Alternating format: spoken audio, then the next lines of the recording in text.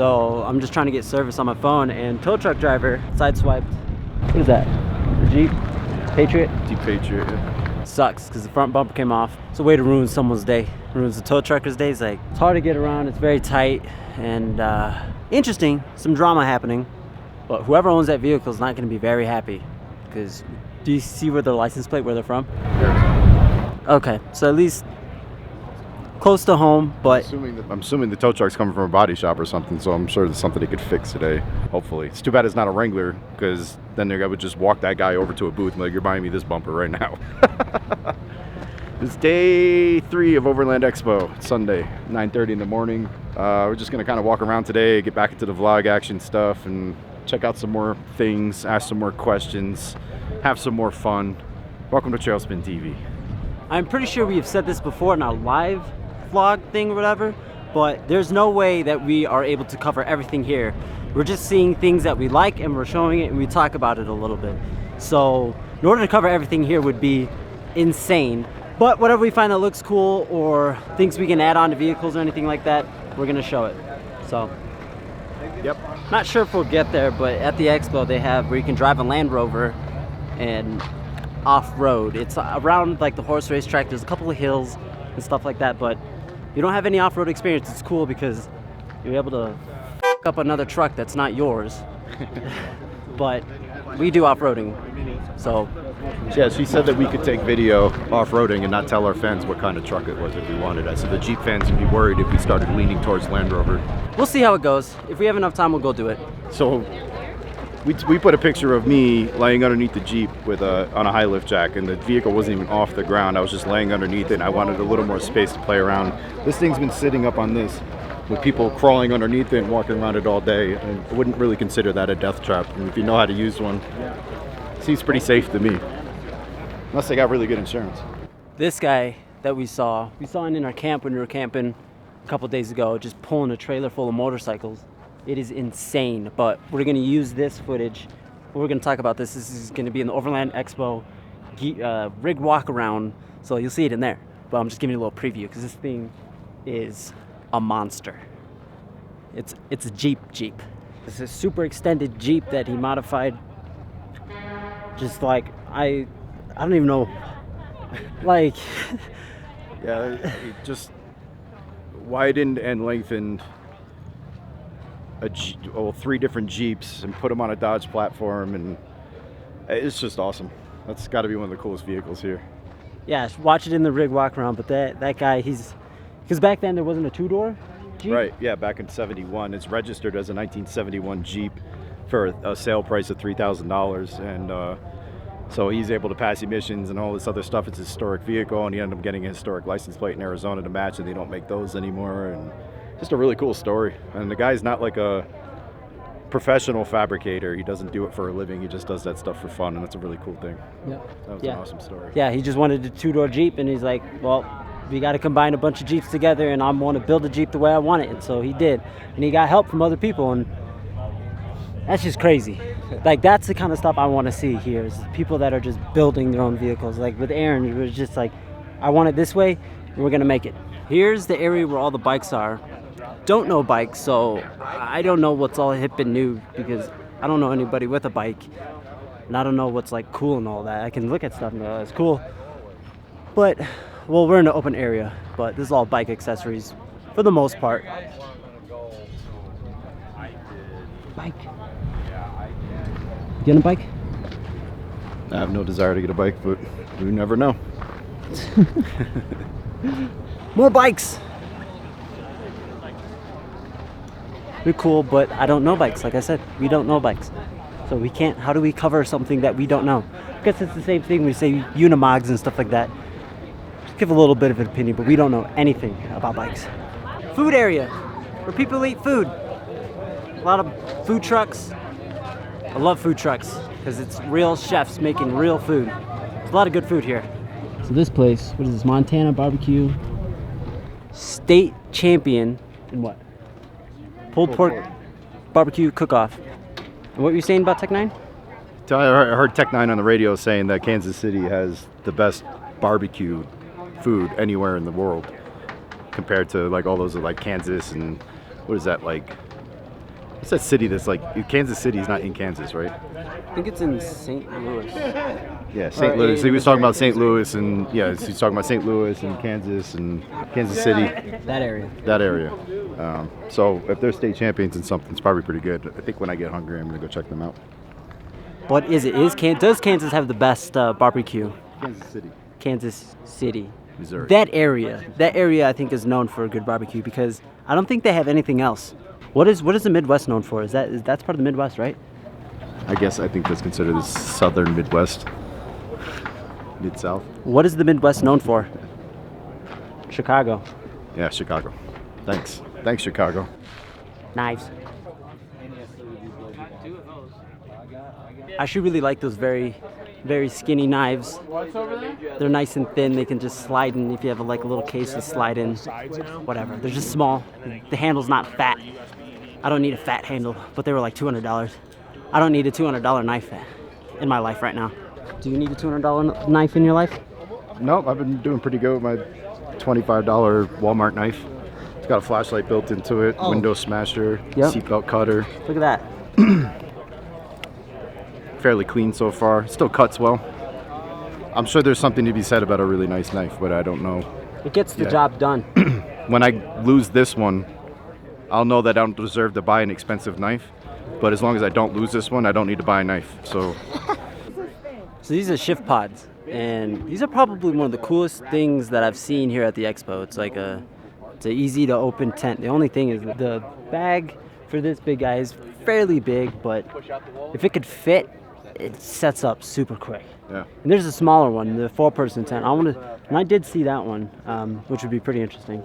So we're just sitting here waiting for some food, and we're watching Boy Scouts go by trying to sell Gatorade and water. And I remember thinking about this a while ago. Child labor. Think of Girl Scouts and how many cookies the Girl Scouts sell. And I'm pretty sure it costs money to join the Girl Scouts. So these girls are paying to sell cookies. That's a big profitable business. It's kind of weird. It's a smart business plan. But is that child labor? Sure, you teach them stuff. You give them little prizes of how many cookies they sell. But for how much money Girl Scouts actually makes just from Girl Scout cookies alone? Am I missing something? yeah, I think you're missing something. What am I missing? Well, I mean, isn't it, the whole Girl Scout thing is? I mean, I understand that it's the child labor thing. I get it, but like.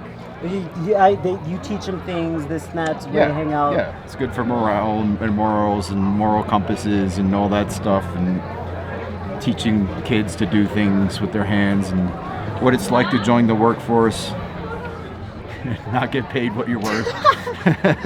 That's a valid point. Not get paid. Yeah, I do support the Scouts in terms of them teaching and all of that, but it is kind of weird on selling product for that company. Am I wrong? Am I missing something? It's just a thought. I mean, is it profitable?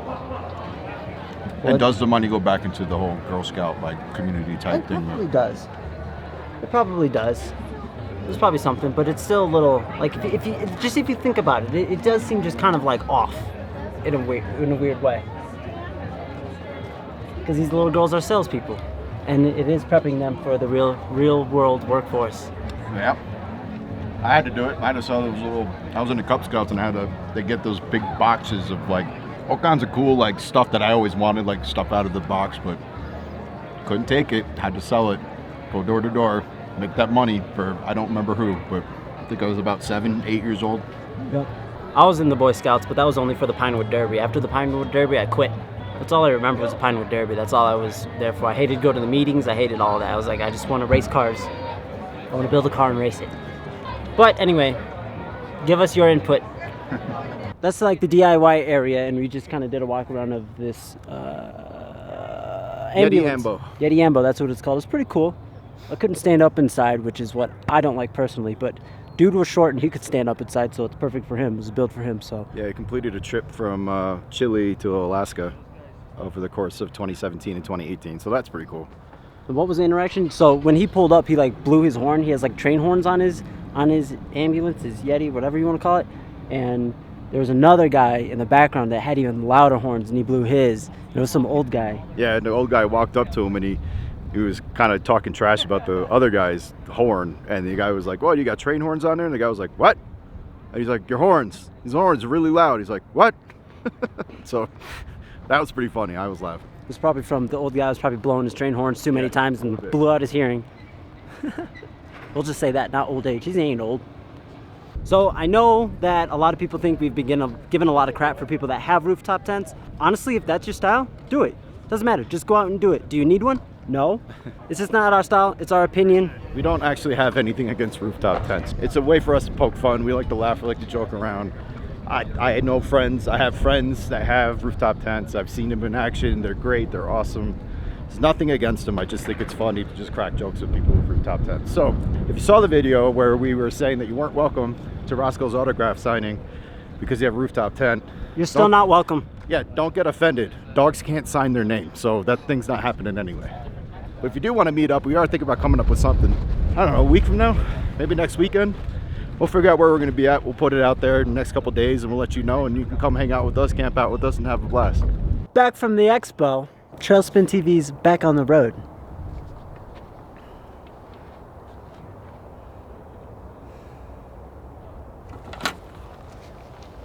Right when the expo ends, we have more problems. We just booked a campsite in New Mexico. We're about to pack up camp, drive 4 hours, get halfway to where we're going, and while I went to the bathroom, Roscoe was tied to this.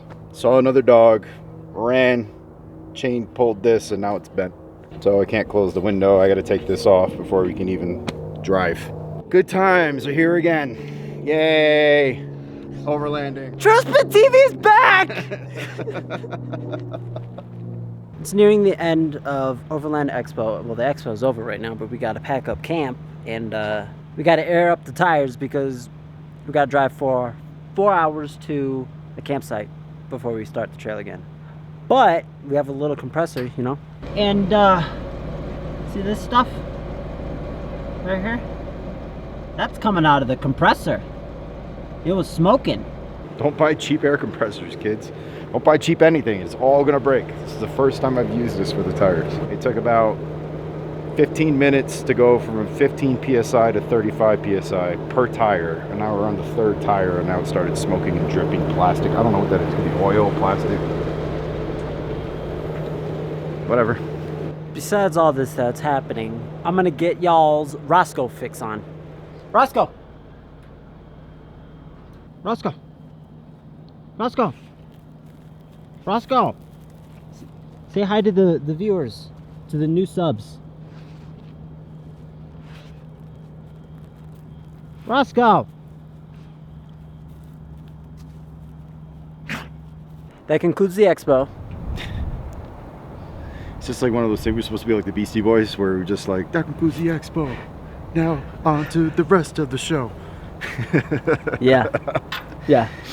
But I know we have some new viewers. I hope you guys liked and enjoyed the content that we did put out. I know that we weren't able to cover everything. Some people said to cover different booths and stuff like that. It's just hard to get to everything. So we got as much as we could. And for all the new viewers, we are in the middle of a coast-to-coast Trans-America Trail, mainly all off-road. And we've already posted about 18 videos on that. So you can see that beforehand of where we started and where we ended up. And we're continuing that progress tomorrow in the next video after this one. So you'll see that. Stick along. It'll be entertaining. You already kind of got a taste of our madness that we go through, of stuff breaking and stuff like that. So that's Brandon. I'm Braxton. Thanks for tuning in. See you guys tomorrow. Oh wait, we forgot to say, we're leaving here. We're gonna go drive 4 hours. We're gonna go back to Trinidad where we left off. We're gonna drive 4 hours. We're gonna camp somewhere. We'll drive another 4 hours to Trinidad, and then we're going to continue the trail. So that's that. That's where you're gonna see us tomorrow. Bye.